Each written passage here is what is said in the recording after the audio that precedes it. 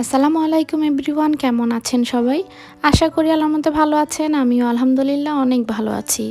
আজকে আপনাদের জন্য আরেকটা রেসিপি নিয়ে হাজির হলাম, যেটা হলো ইলিশ মাছ দিয়ে কচুর তরকারি। একবার ট্রাই না করলে বুঝতেই পারবেন না যে এই রান্নাটা কত মজার।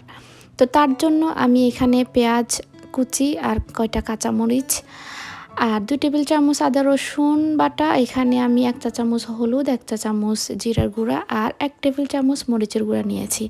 মরিচের গুঁড়াটা হচ্ছে যার যার পছন্দ মতো। তো আমি এখানে কচুগুলো কেটে রেখেছি এরকম করে। আর এগুলো আমি প্রথমে একটু সিদ্ধ করে নেব কচুগুলা। তার জন্য আমি চুলায় পানি বসিয়ে দিয়েছি। তো এর মধ্যে আমি কচুগুলো দিয়ে দিলাম, সামান্য লবণ দিয়ে দিলাম আর সামান্য 1 চিমটি হলুদ দিয়ে দিলাম। এগুলো আমি সিদ্ধ করে নিব কয়েক মিনিটের জন্য। তো একটু সিদ্ধ ওই পাশে বসিয়ে দিলাম আর আরেক চুলায় আমি রান্নাটা বসিয়ে দিলাম, ওইদিকে কচুটা সিদ্ধ হতে থাকুক।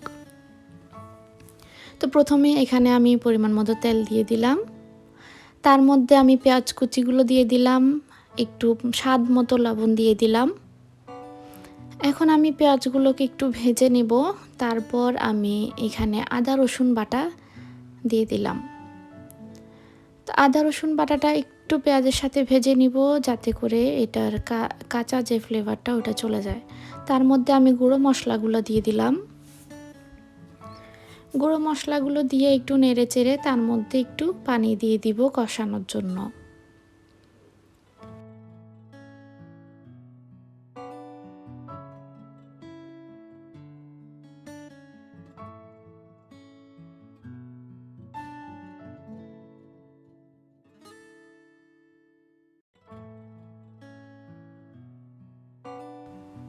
এখন আমি ঢাকনা দিয়ে মশলাটা কষাতে দিয়ে দিব। তো দেখুন এখানে আমার মশলাটা কষানো হয়ে গেছে, তেল উপরে উঠে এসেছে। এখন এতে আমি ইলিশ মাছগুলো একে একে সবগুলা দিয়ে দিব।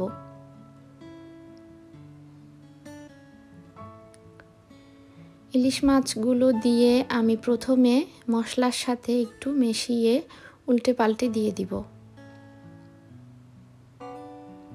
এখনও মাছটা কাঁচা, সেজন্য ভেঙে যাবে না, আপনি যেভাবে উল্টাতে পারেন। কিন্তু একটু কষানো হয়ে গেলে এরপরে খুব সাবধানে উল্টাতে হয়, কারণ মাছটা তখন নরম হয়ে আসে, ভেঙে যাওয়ার সম্ভাবনা থাকে। তো এখন আমি আবার ঢাকনা দিয়ে মাছটা কষিয়ে নিব।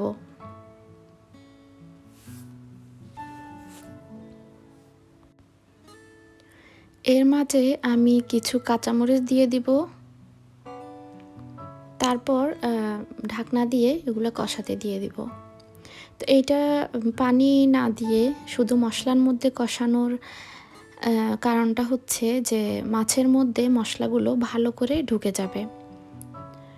দেখুন এখানে খুব সুন্দরভাবে কষানো হয়ে গেছে মাছটা মশলার সাথে। এখন আমি এগুলোকে একটু উল্টিয়ে পাল্টিয়ে দিব। খুব সাবধানে উল্টাতে হবে, নয়তো মাছটা ভেঙে যাবে। তারপর এতে আমি মাছটা রান্না হওয়ার জন্য পানি দিয়ে দিব। এখন প্রথমে আমি শুধু মশলার সাথে মাছটা কষিয়ে নিয়েছিলাম, এখন আমি একটু পানি দিয়ে আরেকটু ভালো করে কষিয়ে নিব এখন ঢাকনা দিয়ে।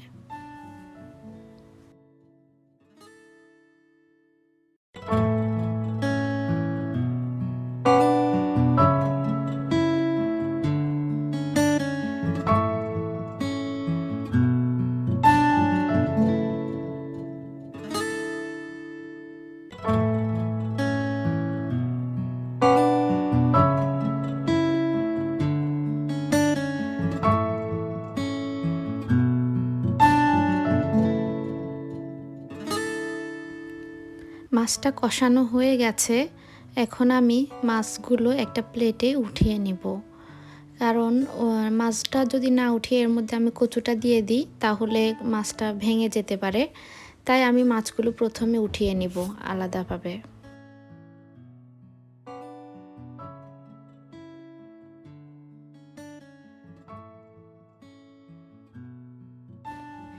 তারপর এতে আমি যে কচুগুলো আমি সিদ্ধ করে রেখেছিলাম এগুলো আমি ভালো করে পানি ঝরিয়ে নিয়েছি। এখন আমি এই মশলার মধ্যে কচুটা দিয়ে দিলাম। তারপরে এই মশলার মধ্যে আমি প্রথমে কচুটাকে ভালো করে কষিয়ে নিব ঢাকনা দিয়ে।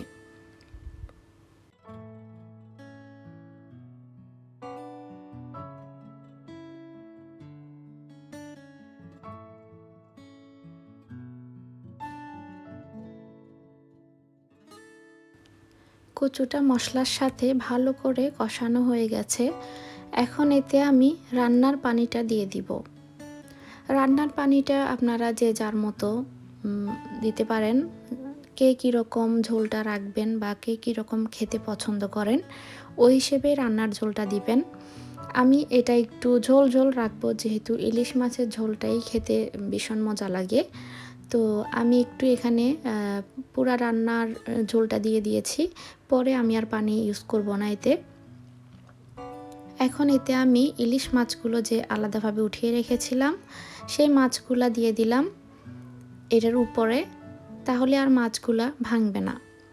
এখন আমি এগুলোকে ঢাকনা দিয়ে আবার রান্না হওয়া পর্যন্ত অপেক্ষা করব।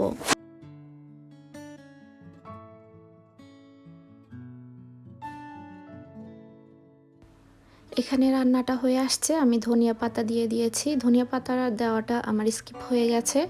এখন আমি ঢাকনা দিয়ে আরও 5 মিনিট অপেক্ষা করব রান্না হওয়ার জন্য। তো আরও 5 মিনিট পরে দেখুন আমার রান্নাটা হয়ে গেছে, খুব সুন্দর একটা কালার এসেছে।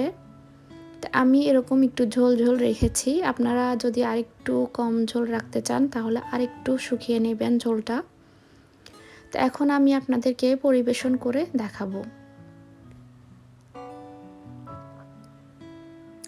এখন আমি পরিবেশন করে দেখাচ্ছি আপনাদেরকে। যেমন মাছ, এখানে কচু দিয়ে ইলিশ মাছ রান্না। এই রান্নাটা আসলে অবশ্যই আপনারা ট্রাই করে দেখবেন। অনেকেই অবশ্যই খেয়েছেন, যারা এখনও খাননি অবশ্যই ট্রাই করে দেখবেন। অনেক অনেক অনেক মজার হয় এই রান্নাটা। তো এখানে আমি এখন পরিবেশন করে দেখাচ্ছি।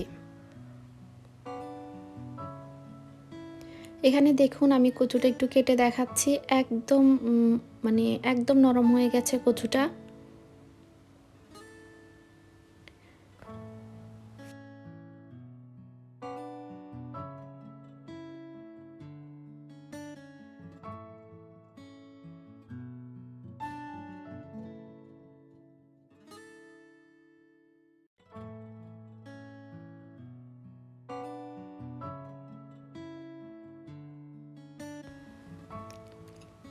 এখানে দেখুন আমি পরিবেশন করে নিয়েছি। তো আশা করি আপনাদের আমার এই রান্নাটা ভালো লেগেছে। ভালো লেগে থাকলে অবশ্যই লাইক, কমেন্ট অ্যান্ড সাবস্ক্রাইব করে আমার পাশে থাকবেন। যারা অলরেডি আমার চ্যানেলটিকে সাবস্ক্রাইব করে আমার পাশে আছেন তাদেরকে অসংখ্য অসংখ্য ধন্যবাদ। আর যারা এখনও সাবস্ক্রাইব করেননি প্লিজ প্লিজ সাবস্ক্রাইব করে আমার পাশে থাকবেন। আর যদি বেশি ভালো লেগে থাকে ফ্রেন্ডস অ্যান্ড ফ্যামিলির সাথে আমার এই রেসিপিটা শেয়ার করবেন। সবাই ভালো থাকবেন। আল্লাহ হাফেজ।